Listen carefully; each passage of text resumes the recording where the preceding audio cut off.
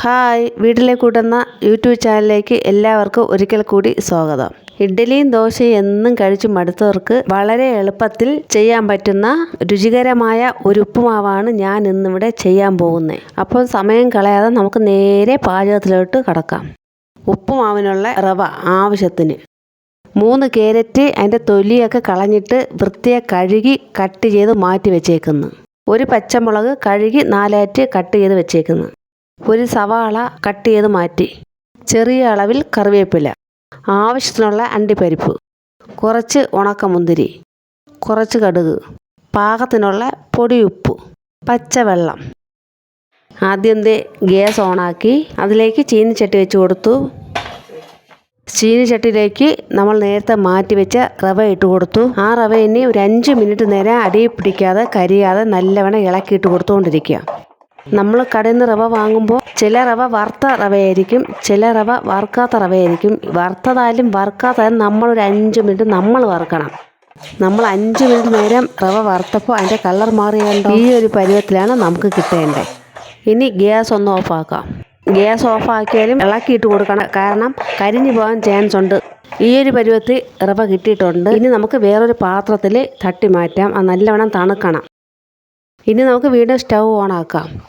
ഇനി നമുക്ക് വേറൊരു പാത്രം വെച്ച് കുറച്ച് പച്ചവെള്ളം തിളപ്പിക്കാം. കാരണം പച്ചവെള്ളം ഒരിക്കലും ഉപ്പുമാവിന് വേണ്ട. വെട്ടി തിളയ്ക്കുന്ന വെള്ളമാണ് നമുക്ക് റവയ്ക്ക് ആവശ്യമുള്ളത്.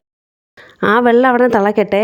നമുക്ക് അടുത്ത അടുപ്പ് ഓണാക്കി അതിലേക്ക് ഒരു ചീനിച്ചട്ടി വെച്ച് ചൂടാക്കിയതിന് ശേഷം ശുദ്ധമായ വെളിച്ചെണ്ണ കുറച്ച് അധികം അളവിൽ ഒഴിച്ചു കൊടുത്തു. തിളച്ചു വന്ന എണ്ണയിലേക്ക് ശകലം കടുവിട്ട് പൊട്ടിക്കാം.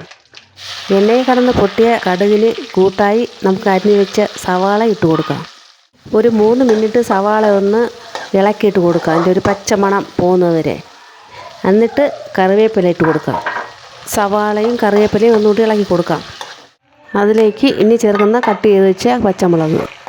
കണ്ടില്ലേ, വെട്ടി തിളയ്ക്കുന്ന എണ്ണയിൽ കടന്ന് സവാളയും കറിവേപ്പിലയും മുളകും നന്നായിട്ട് വേകുന്നു.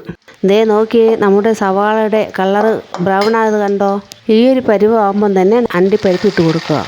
അണ്ടിപ്പരിപ്പ് ഇട്ട് കൊടുത്ത് ചുമന്ന് വന്നപ്പോഴത്തേന് നമ്മൾ കട്ട് ചെയ്ത് മാറ്റിയ കാരറ്റ് അതിൽ കൂടെ അങ്ങ് ഇട്ട് കൊടുത്ത് വീണ്ടും വന്ന് നമുക്ക് ഇളക്കി കൊടുക്കാം.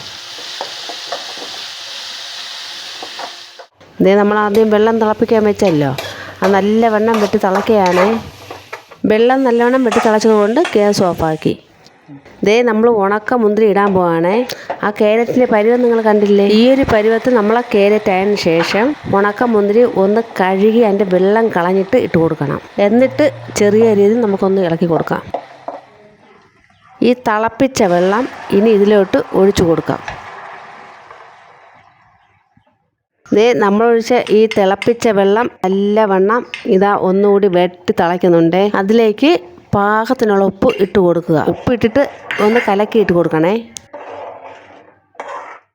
ഇനിയാണ് റവ ഇടാൻ പോകുന്നത്. വറുത്ത് വെച്ച റവ തണുത്തതിന് ശേഷം തിളച്ച വെള്ളത്തിൽ കുറേശ്ശെ ഇട്ട് കൊടുക്കുക.